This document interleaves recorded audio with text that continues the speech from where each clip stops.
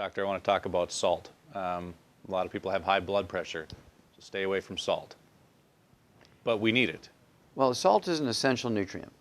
Sodium and chloride. You cannot have nerve impulses without sodium chloride. They're an integral part of the biochemical system of nerve transmission. You cannot move water around in your body or retain it in the right compartments, inside your blood vessels, inside your tissues, inside the cells. You can't keep things in the right compartment without sodium chloride. The chief cells in your stomach cannot make stomach acid without salt. Okay? Salt is the raw material. Sodium chloride is the raw material to make hydrochloric acid in your stomach.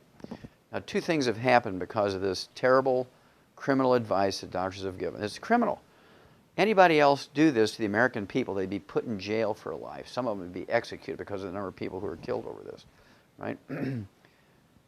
Salt is required to make stomach acid.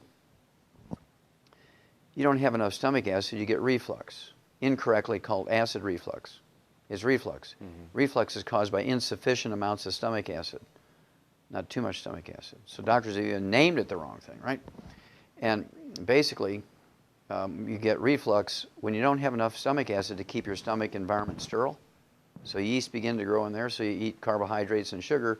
They ferment that, produce gas. Heartburn, pressure, reflux. Because you have all these things growing in your stomach. Okay, when you get a pH too high, you get a pH above 4, all these things begin to grow.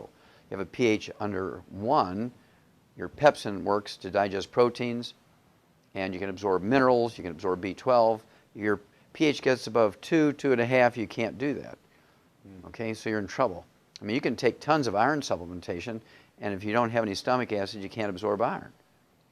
Now, here comes the most terrible thing that's happened to America because of this inappropriate advice. Well, there's two things. One, you go back to 1995, 750 people died during a triple-digit heat wave in Chicago. It was a 2-week heat wave, 1995, I believe it was. 750 people died here in Chicago, and thousands of people fell out with heat stroke.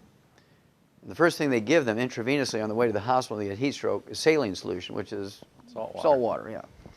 And it's absolutely criminal that these 750 people who died were all ones who were on a salt-restricted diet. They're all seniors who were on a salt-restricted diet. They died of heat stroke because these doctors didn't have the courtesy to call these people up in good manners, just to call up and say, look, whether you believe in the salt-restricted diet or not, right now you need to put a couple of tablespoons of salt in a gallon of water, be sipping on that until the heat wave goes away. But they didn't do that. And so all those people who died of heat stroke who were under the care of doctors who were on a restricted salt diet, those doctors should be put in jail, okay, for almost like the same thing as vehicular homicide, the same type of thing as manslaughter, right, type of thing. Then here comes the big one. Right now, on the average, this is a Mayo Clinic study, came out in 2009. They said that as many as 30%, 30 people out of 100 in America now have celiac disease and have trouble absorbing nutrients. And as a result, there's people with 25 legitimately diagnosed diseases, which are all nutritional deficiency diseases. They're going to 18 different specialists for all this. And they're paying, tens of thousands of dollars a day to deal with this, and it's simply a gluten intolerance, and their intestines are damaged, they can't absorb nutrients. Well, when you can't digest wheat, barley, round, oat glutens, and you absorb these big chunks of what's called polypeptides, your body recognizes and sets up an intolerance to those partially digested proteins. You get gluten intolerance, you get celiac disease, irritable bowel syndrome, inflammatory bowel disease, diverticulitis, ulcerative colitis, Crohn's disease. The doctor's approach to these diseases are cut your intestines out. I can't understand how you have a malabsorption problem, they want to cut your intestines out. That's really dumb.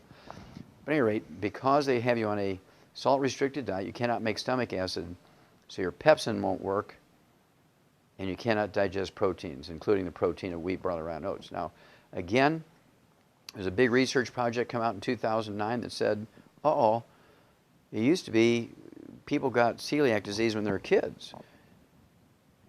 And if you recognize it, you can save them from all these terrible diseases because you can get them off of gluten and they'd be fine. Well, now people who could eat gluten with impunity. They were really big on eating wheat, barley, rye, and oats, no problems. And suddenly now at age 50 or 60, they become gluten intolerant.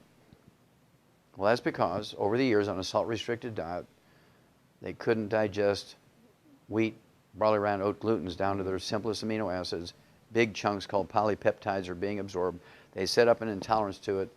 And now at age 50, 60, we have 80 out of 100 people with gluten intolerance because of this criminal advice to restrict salt.